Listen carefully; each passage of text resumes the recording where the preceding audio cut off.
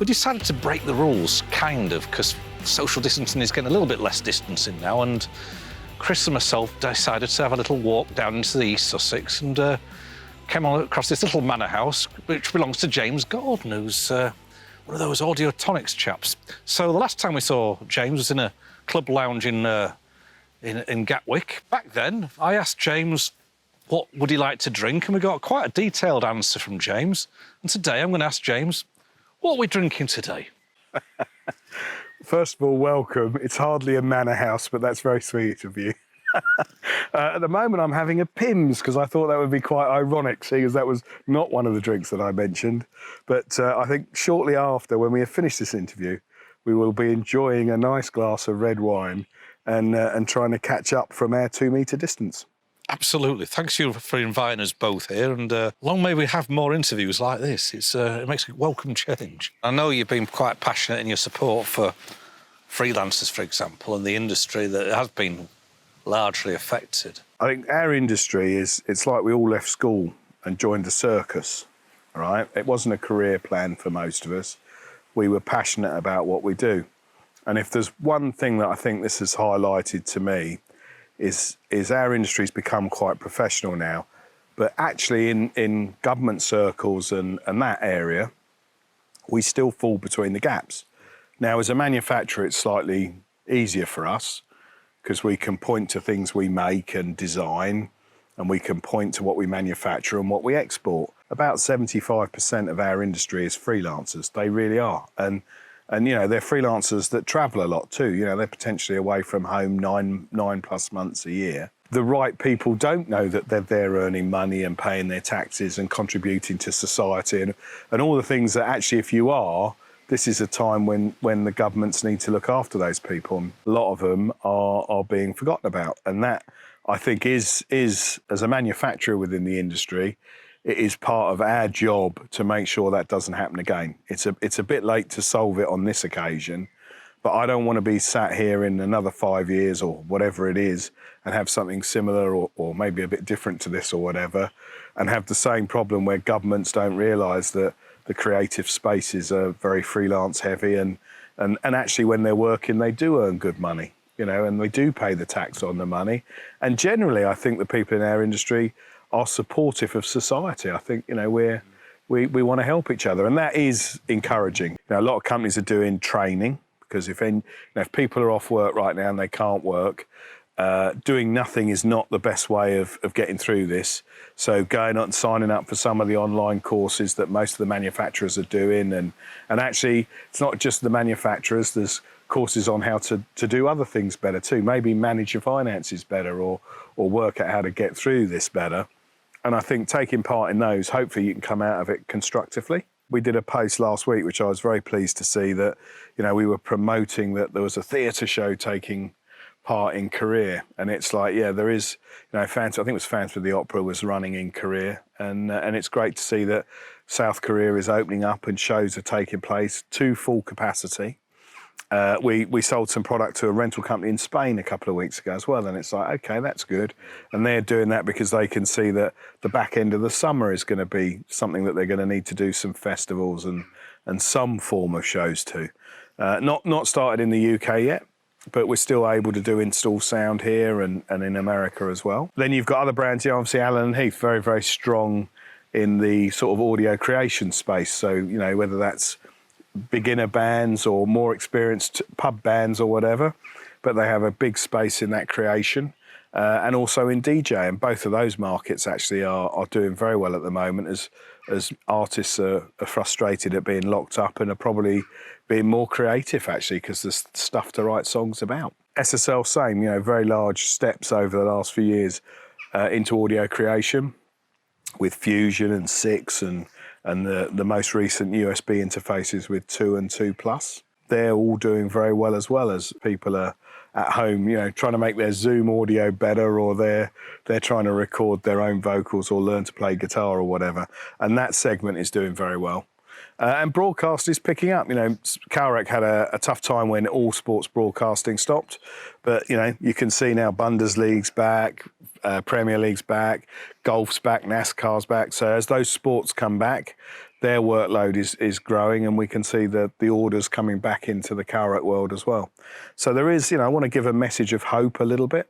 I mean, 2020 is going to be terrible. It's going to be a year none of us look back at fondly, but hopefully we all learn something from it. And I think, we will all be as a community tighter when we come out of this and work closer to make sure that, maybe we protect ourselves better for the next time around. You're right, because there's been many lessons we've learned, and particularly my heart goes out to the freelancers and those tour engineers, like you just identified. They work very, very hard, 5-6 days a week, 18-hour days, suddenly nothing. This is peak time in the UK and Europe for festival season, for the major tours, and I can't imagine what it's like. This is a group of hard-working people who've been left. They can't join furlough schemes. They're not being helped by anyone because they're freelancers. They've fallen through the cracks. I'm just hoping that the government can learn from this episode and make sure... Yeah, and it's not, to be clear, it's not a UK-centric thing either. No. It's, I'm not very good at getting into politics, really, to be honest. And I think, actually, now's probably not a time for politics. Now's the time for, we're all in trouble. How do we all get out of this problem and come out of it better and learn from it? And I think every country's probably done something brilliantly well, and also something not quite so well. And I think learning from the other countries and from the industries, because every industry's slightly different. I mean, timing is everything. Your freelancers in our industry tend to slow down when you get into November, December. January and February are quite quiet months too. And then March, exactly as the lockdown started, is the time when they start to earn their money again. And of course, all their savings are used up over that period from November to March. So it couldn't have been actually a worse timing financially for them.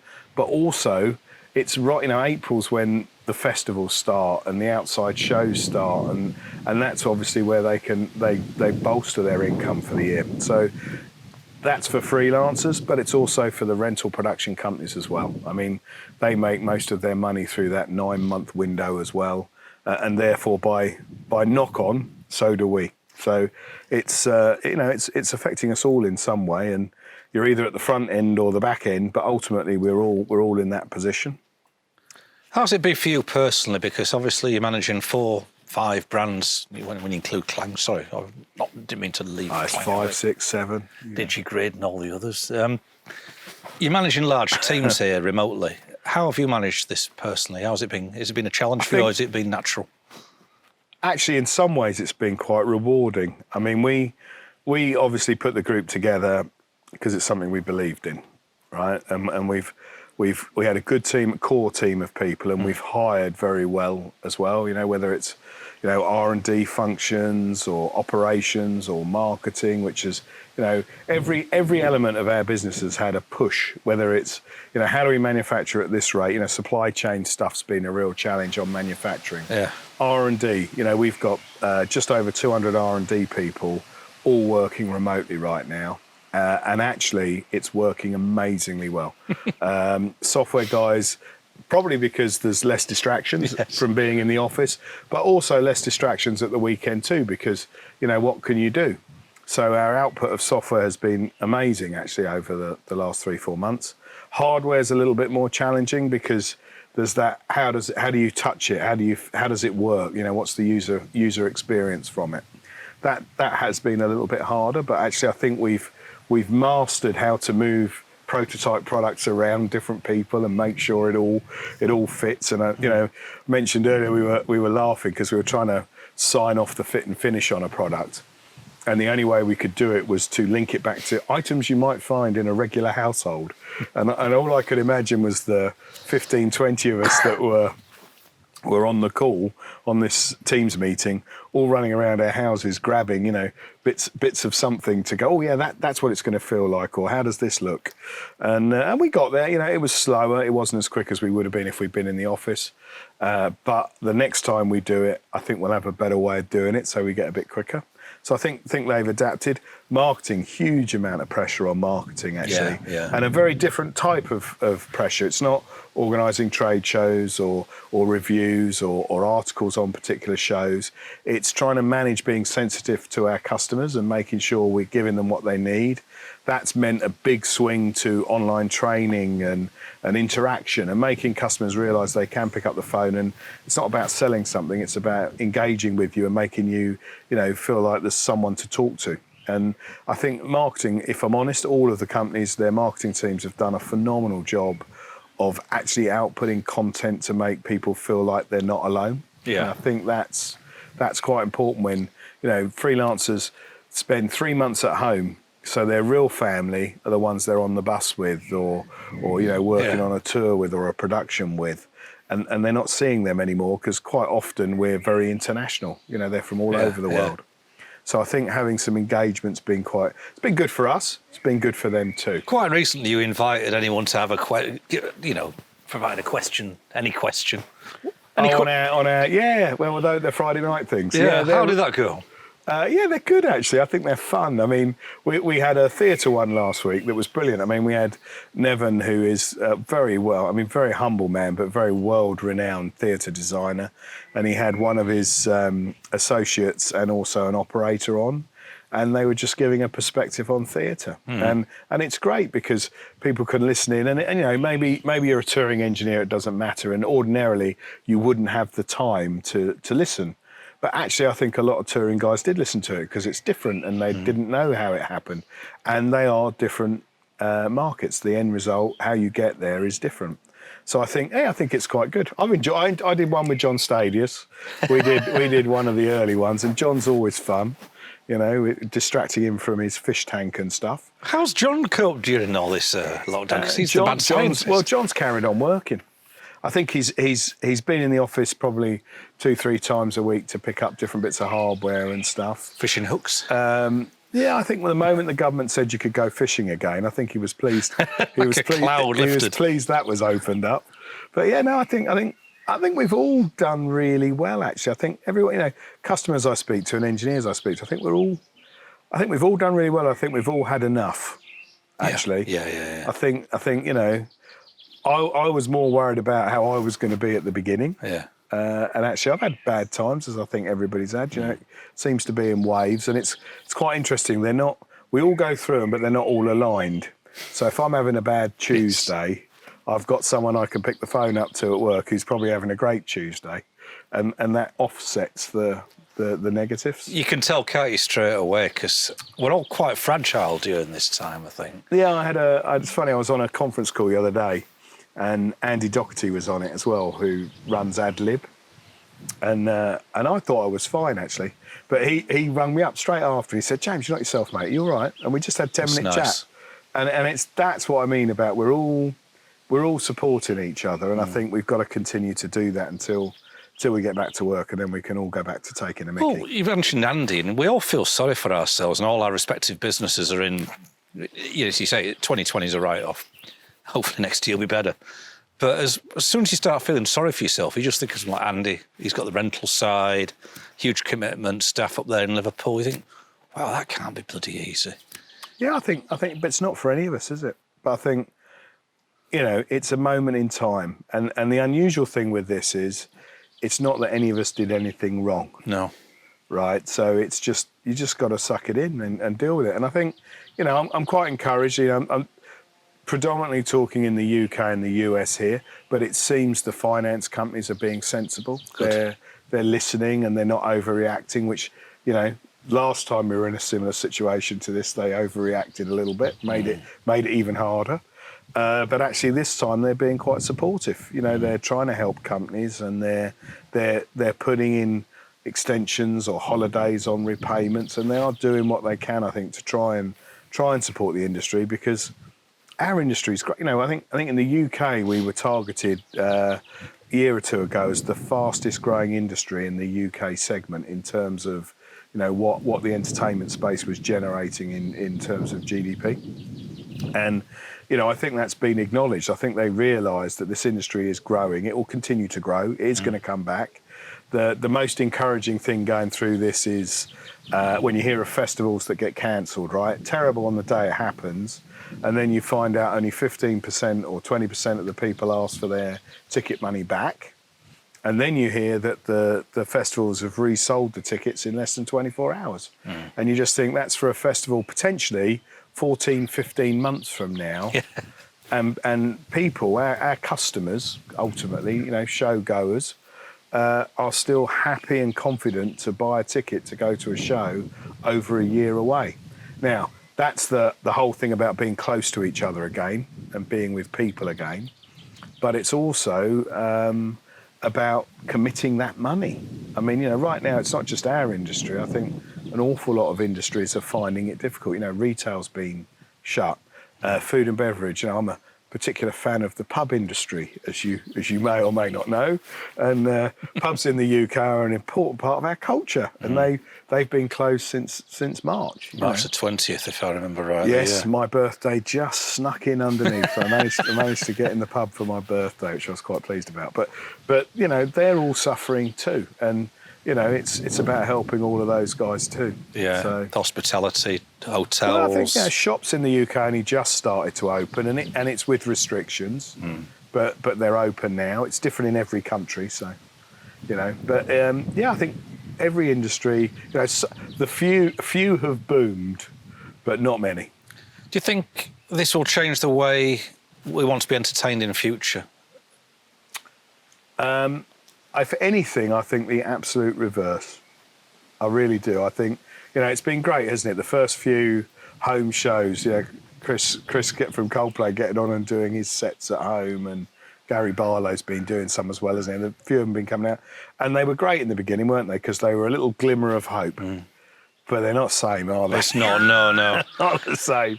And obviously I'm completely biased in my opinion of that. So the only real benchmark I can take is my friends that aren't in the industry, who all go, they were fine for the first couple of weeks, but now I'm over them. I just want to go and be with my friends. And, concerts and theatre shows and festivals are about experiencing things together. They're not about being sat in your bedroom on your own. It's the experience, yeah. And I think, that's the bit that I think, if anything, I've come out of this going, what we do is quite important. And there's a bit of criticism about these drive-in concerts that are being talked about. You know what? I think great. They're not viable longer term. They're not going to be the same experience and all of that. But at least there's something. They're a stepping stone to get us back to what we all really want. It's sight and sound only at the moment. We're losing those other three senses. We're human beings, and when you go to a football game or a concert, it's the experience and your senses come alive. Whether it's your first concert ever. They're trying to do football, aren't they, right now, without the crowd. And I watched the first Bundesliga game just out of curiosity, actually. And it was quite funny. The first goal went in, and the scorer of the goal went to do his victory parade or whatever, and his celebration. And I think he got about a third of the way through and was like, why am I doing this? I can't do that anymore. But I watched as a Chelsea fan, I watched the Chelsea match this week. And you know what? It's getting better. The audio's good. It's difficult for the players, I think, to get into it in the same way. I think the home and away advantage changes. But all of it just highlights is that we're sociable animals and we want to be together. And being in isolation, you can use technology to get some satisfaction, but it's not the same as actually being in a room together. No, it's not. I mean, you are quite a sociable person, James, and your company is as well. You feed off each other. There's almost like a kinsmanship there. But, I mean, you've got a great place. You have been more productive. I mean, you travel an hour and a half to work and get any given day there, an hour and a half back. You're saving all that time. I'll do a bit quicker than that. A bit quicker than that. A little bit quicker up the old A22. A little bit quicker than that. Yeah, but I don't, I'm not actually in the office every day. No. So, I've got an office in Allen and Heath, an office in Cowrec, an office in SSL, office in Clang, factory in Scotland that I visit as well, and obviously Chessington for Digico. But there's also all the other visits for trade shows, and I spend a lot of my time visiting customers because actually I think, our real skill is understanding what they need and converting that into products and building those relationships so that we are there to react to things. So I'm not doing that 5 days a week. No. Well, this time of year is normally very busy. You've just got back from Infocom, generally speaking. Yeah. And you'd be kicking off today Montreux. or tomorrow, I think. Yeah. We'd have had it We last... would have been Montreux for DigiCo, which obviously cancelled this year, unfortunately. So, Great for festival. Vanessa and Isaac must be loving it, you being around the house. Yeah, I think we better pass on that one. I think, yeah, there's moments. I mean, I've not travelled this little since I was 16. Yeah, it's telling, isn't it, for all of us? Is quite scary, really. And I think I was quite daunted about that. You've learned how to make your bed now. No. No. Doesn't that happen with little elves? I do that in hotels, actually. I know. I missed that when I first got home. It was really weird. The bed was still needing to be made at the end of the day. I didn't have a little maid coming around and doing it. Well, you travel a lot too. I do. And the trouble for you is most of your customer base. Yeah. Forget the advertisers, because actually they're not the real deal. Your magazine's been successful because you've engaged with the market you represent in media. Yeah. And the one thing about, I think, genuinely is impressive about your magazine is you travel as much as we do to our customers. Well, we enjoy it. It's the human interaction. See them. Particularly in the Middle East and Asia, where it's a face-to-face culture, it's a personal relationship. And we've built on that over the years, and we're very fortunate to have the friendships that we've built over those years. And I miss it. I miss going out there and catching up. Usually around trade shows, but outside that as well. I just got back from Australia and Indonesia before the lockdown, and I'd only just made it.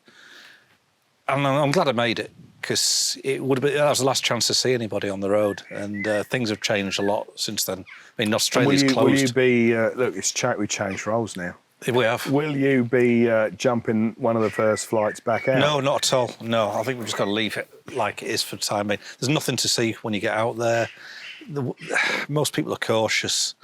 Well, just give it a bit of time. And I'm not until the old self-isolation at both ends is going to finish. I don't want to spend 2 weeks in a hotel. No, you can't be doing that. No. I think from our perspective, we're very interested to see what happens with the quarantining in different markets, and I've got some trips I want to do straight away. I mean, I need to get out there. You do, yeah. You're the face, and well, it's not for that. It's because I need to get out there.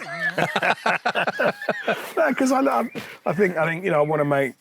It's very easy for us to keep in contact with the people around us, but actually, there's a lot of our customers that are smaller rental companies or broadcasters that I want to go and check they're okay, actually, and see what we can do to help them. And that's not, don't take that as, we want to sell them some stuff. No, it's not support. It's much more about, ultimately I want to sell them some stuff. Let's not be too grey on that. But right now, it's about supporting them and helping them and seeing what we can do to do that. And, we've done, through this, I think Carrick have been amazing on their assist remote stuff.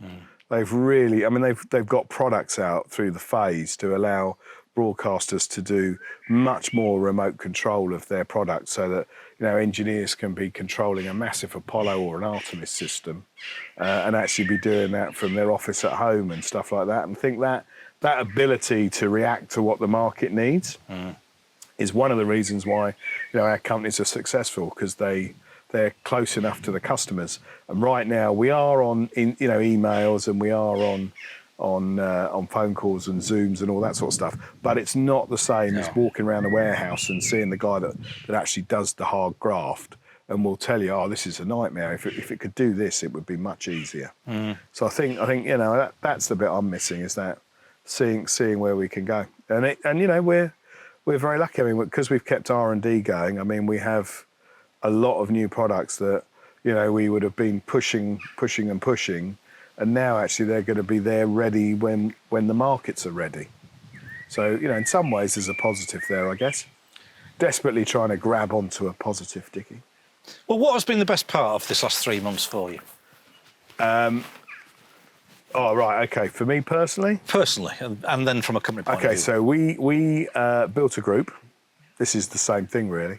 We built a group of companies to make the sum of it greater than the individual parts. And it's brilliant to see it actually working. It's great to see the companies helping each other, and great to see how the group as a whole has managed to ride through what is probably if someone had read this to you as a film script, you would have gone, this is unbelievable. No 10 one's- years ago, if you'd said SSL and Digico, Oh, you're going into the and brand. Alan and Heath were playing nicely together, I'd have laughed all the way down that hill, James. But here we are. Yeah, well, I shared think resources. It's more Team spirit. It's more they're individuals. They've kept their own identities. You have to. But they've all gained something positive from each other in terms of the group involvement. And to see that all coming together actually gives us, it's like, this was the right decision, actually. It has made the companies ride through this storm better, and they are all still the companies, still individual. They still have their own character. They still do their own R&D stuff. It's not that they're one company with, one umbrella or whatever. So that's great, I think, to actually see it working. Yeah, I bet. I never want to see it working again. I've seen it now. It's great. We can just go back to having fun, yeah? Now, Clang is almost like a glue in the middle because it's, with immersive hardware, software. Yeah, Clang was an interesting company for us. I mean, I think I talked about this the last time you sat with me. There's a lot of similarities in the team with us when we first started Digico. And there were 7 or 8 of them, bright guys, really passionate, loved the market, put the extra effort in to create an amazing product, and were pushing hard to try and get it accepted. And marrying it up with Digico just made the perfect sense because the cultures are very similar, and they can help each other greatly. And it's brilliant when you see the Digico sales guys out there selling Clang and showing the monitor engineers that use Digico how it can be better. Now, it doesn't have to be a Digico console. You can use it on an Allen & Heath. You can use it on an SSL. You can even use it on one of the other brands that are out there. but there will always be a close relationship with the Digico team. I mean, the reason we found Clang was thanks to Jack Kelly at Group One, who runs our American office. He wanted to distribute Clang. He has this amazing radar for spotting companies that have new products that are exciting, new technologies or whatever. He's just about to sign another one, I think, that I'm not going to mention. But I think it's, again, Jack goes, we should be doing this. And you go and look at it and you're like, amazing. Yeah, you're right. This is a cool product. And that's what Clang was. And the closer we got to them, we started to help them because they were, part of Group One and Digico was part of Group One. And then the company started to work closer and closer, and it just made obvious sense. So, and the guys, I think, are enjoying it. I mean, they've been with us 18 months now, I guess. Yeah. And I think if you grabbed Roman or Pascal or Benedict or one of the key guys, Phil, who's travelling the world selling stuff, I think they would say it's been fun. Well, they're based in Aachen still, just over the border. Yeah, they're still in Aachen in Germany, which is great, actually. I mean, for me, where I live, I'm in the southeast of England. I can get the Eurostar to Brussels and then the local train to Aachen. I can be there quicker than I can get to Hebden Bridge. Well, that's not saying Which much is where about Carrick is. Arriva trains, is it really? And that's quicker than Allen & Heath. So absolutely, I can get to Group One quicker than I get to Allen & Heath.